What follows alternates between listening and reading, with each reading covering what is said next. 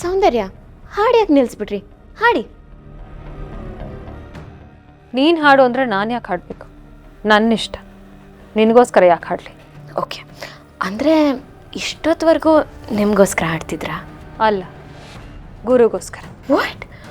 Finally ಇಷ್ಟು ದಿನ ಆದಮೇಲೆ ಆದರೂ ಅವ್ರನ್ನ ನೆನೆಸ್ಕೊಂಡ್ರಲ್ವಾ, ಸಮಾಧಾನ ಆಯಿತು. ಏನು ಹೇಳ್ತಾ ಇದೆಯಾ? ಎಷ್ಟೇ ಆಗಲಿ ಗುರು ನನಗಟ್ಟ. ಅವ್ರು ಯಾವಾಗಲೂ ನನ್ನ ನೆನಪಲ್ಲಿದ್ದೇ ಇರ್ತಾರೆ. ಅವ್ರಿಗೋಸ್ಕರ ಹಾಡೋದ್ರಲ್ಲಿ ತಪ್ಪೇನಿದೆ? ಪರವಾಗಿಲ್ವೇ, ಗುರುಭಾವ ಇಲ್ಲ ಅಂತ ನೆನೆ ನಗ್ತಾ ನಗ್ತಾ ಮೇಕಪ್ ಮಾಡ್ಕೋತಿದ್ರಿ, ಇವತ್ತು ಹಾಡ್ತಾ ನೇಲ್ ಪಾಲಿಶ್ ಹಾಕೋತಿದ್ದೀರಾ. ಪಾಪ, ಅವ್ರನ್ನ ತುಂಬ ಮಿಸ್ ಮಾಡ್ಕೋತಿದ್ದೀರಲ್ಲ. ಅದೆಲ್ಲ ನನ್ನಿಷ್ಟ.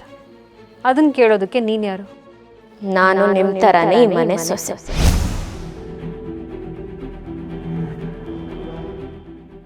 ಈಗಲೇ ಇಷ್ಟೆಲ್ಲ ಮೆರಿಬೇಡ. ಯಾಕಂದರೆ ಚಿರು ಇನ್ನೂ ನಿನ್ನನ್ನು ಹೆಂಡತಿ ಅಂತ ಒಪ್ಕೊಂಡೇ ಇಲ್ಲ. ಅವ್ರು ನನ್ನನ್ನು ಒಪ್ತಾರೋ ಬಿಡ್ತಾರೋ, ಯಾವತ್ತಿದ್ರೂ ನಾನು ಅವ್ರ ಹೆಂಡತಿ, ಅವ್ರು ನನ್ನ ಗಂಡ. ನಾನೇನೋ ಅವ್ರಿಗೆ ಮೋಸ ಮಾಡಬೇಕು ಅನ್ನೋ ಉದ್ದೇಶ ಇಟ್ಕೊಂಡಿಲ್ಲಿ ಬಂದಿಲ್ಲ. ಆದರೆ ಅವ್ರಿಗಾಗ್ತಿರೋ ಅನ್ಯಾಯಕ್ಕೆ ನ್ಯಾಯ ಕೊಡಿಸ್ಬೇಕು ಅಂತ ಅಂದ್ಕೊಂಡಿದ್ದೀನಿ. ಚಿರುಗೆ ಯಾರಿಂದ ಅನ್ಯಾಯ ಆಗ್ತದೆ? ನಿಮ್ಮಿಂದ. ಏನು ಹೇಳ್ತಿದ್ಯಾ? ಚಿರುಗೆ ನಾನೇನಂತ ಅನ್ಯಾಯ ಮಾಡಿದ್ದೀನಿ? ಮಕ್ಕಳೇ ಆಗದೆ ಇದ್ರು ಪ್ರೆಗ್ನೆಂಟ್ ಅಂತ ಹೇಳಿದ್ ಸುಳ್ಳಲ್ವಾ? ನನ್ನಿಂದ ಈ ಮನೆ ಮಗು ಸತ್ತೋಯ್ತು ಅಂತ ಚಿರಾಗ ಹೇಳಿದ್ದು ತಪ್ಪಲ್ವಾ? ಗುರುಭಾವ ಎಲ್ಲಿದ್ದಾರೆ ಅಂತ ನಂಗೆ ಗೊತ್ತೇ ಇಲ್ಲ ಅಂತ ಹೇಳೋದು ಸುಳ್ಳಲ್ವಾ?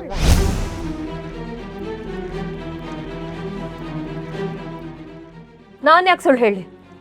ಮನೇಲಿರೋರು ಎಲ್ಲರೂ ನನಗೆ ಏನಾಯ್ತು ಅಂತ ಅವರೇ ಕಣ್ಣಾರೆ ನೋಡಿದ್ದಾರೆ, ಅದನ್ನೇ ನಂಬಿದ್ದಾರೆ. ಕರೆಕ್ಟ್. ಯಾಕಂದ್ರೆ ಈ ಮನೇಲಿ ನಡೆಯೋದು ನಿಮ್ಮ ಆಟನೇ ಅಲ್ವಾ ಸರ್ವಮಂಗಳ?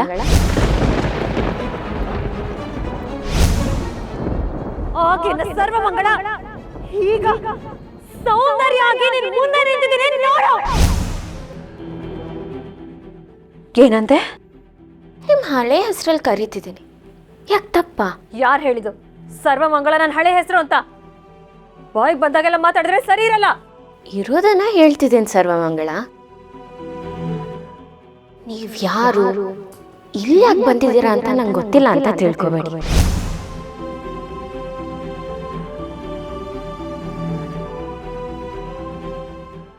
ಈ ಮನೆಯವ್ರ ಮೇಲೆ ನಿಮ್ಗಿರೋ ದ್ವೇಷ ಬಗ್ಗೆನೂ ನಂಗೆ ಗೊತ್ತು.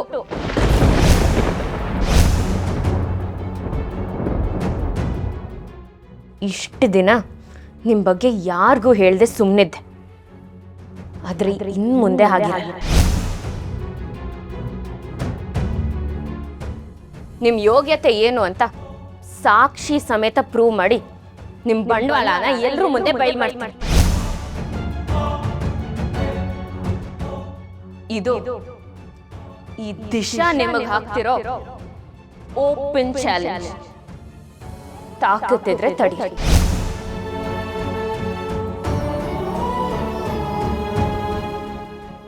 ನನ್ನ ಮುಂದೆನೆ ಇಷ್ಟೊಂದು ಮಾತಾಡ್ತೀಯ ನೀನು?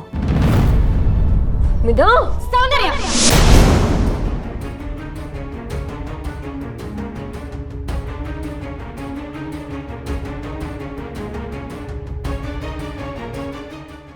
ನೀವು ಏನಂದ್ರು ಅನ್ಸ್ಕೊಳಕ್ಕೆ, ನೀವು ಹೊಡೆದ್ರು ಹೊಡೆಸ್ಕೊಳಕ್ಕೆ ನಾನು ಇನ್ನೋಸೆಂಟ್ ಹುಡುಗಿ ಅಲ್ಲ. ಹೊಡೆದ್ರೆ ವಾಪಸ್ ಹೊಡೆಯೋಕ್ಕೂ ಬರುತ್ತೆ. ಇದು ರೆಬೆಲ್ ದೇಶ.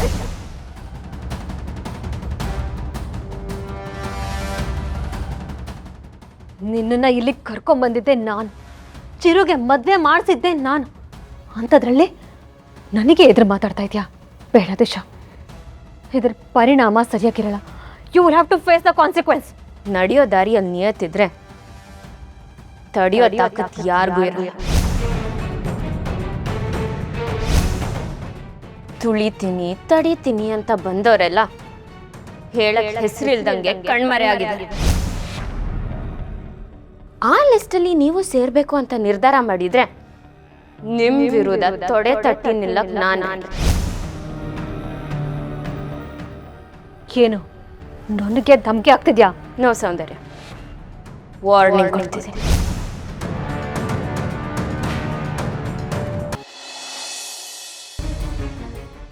ನಿನ್ನಂತವಳ ಬೆದರಿಕೆಗೆಲ್ಲ ಹೆದರ್ಕೊಂಡು ಕೂತ್ಕೊಳ್ಳೋದಕ್ಕೆ ನಾನೇನು ಚಿಕ್ಕ ಮಗು ಅಲ್ಲ.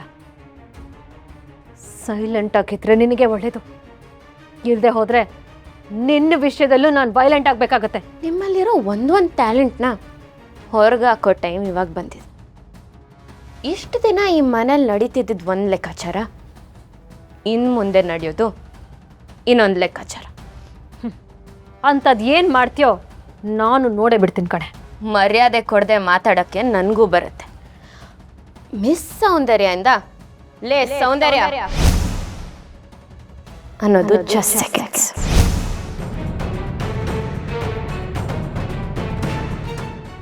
ಆಮೇಲೆ ತಾವು 24/7 ತಲೆ ಮೇಲೆ ಕೈ ಹೊತ್ಕೊಂಡು ಕೂತ್ಕೋಬೇಕಾಗತ್ತೆ. ಹುಷಾರ್. ಈ ಮನೆ ಹಾಳು ಮಾಡಬೇಕು ಅನ್ನೋ ನಿಮ್ಮ ದುರಾಲೋಚನೆ ನಂಗೆ ತುಂಬ ಚೆನ್ನಾಗಿ.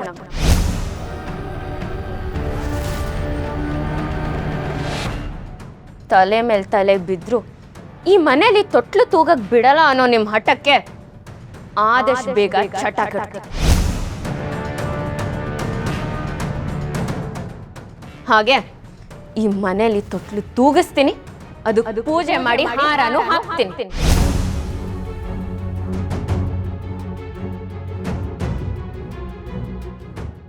ಇದನ್ನ ಎಂಡ್ ಅನ್ಕೋಬೇಡಿ, ಬಿಗಿನಿಂಗ್ ಅನ್ಕೊಳ್ಳಿ.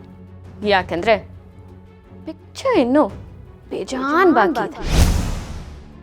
ಸ್ಟಾರ್ಟಿಂಗಲ್ಲಿ ಮೆರೆದವರು ಎಂಡಿಂಗಲ್ಲಿ ನರಳಾಡಬೇಕು ಅಂತ ಸಿನಿಮಾದ ಸಿದ್ಧ ಸೂತ್ರ. ಆದರೆ ನಿಜ ಜೀವನದಲ್ಲಿ ತಾನು ಮಾಡಿದ ತಪ್ಪನ್ನ ತಾನೇ ಎಲ್ಲರೂ ಮುಂದೆ ಒಪ್ಕೊಂಡು ಅದಕ್ಕೆ ಸರಿಯಾದ ಶಿಕ್ಷೆನೂ ಅನುಭವಿಸ್ಬೇಕು. ಇದು ಈ ದಿಶಾ ಸೂತ್ರ. ಅದನ್ನ ಯಾರಿಂದನೂ ತಡೆಯೋಕ್ಕಾಗಲ್ಲ.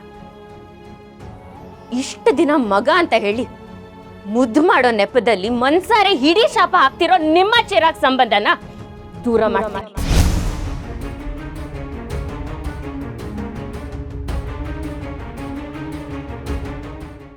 ಇಷ್ಟು ದಿನ ನನ್ನ ಅಕ್ಕಿನೇ ನನ್ನ ದೇವರು, ಅವರೇ ನನ್ನ ತಾಯಿ, ಅವರಿಲ್ಲದೆ ಪ್ರಪಂಚನೇ ಇಲ್ಲ ಅಂತ ಅಂದ್ಕೊಂಡಿರೋ ಚಿರಾಗ್ಗೆ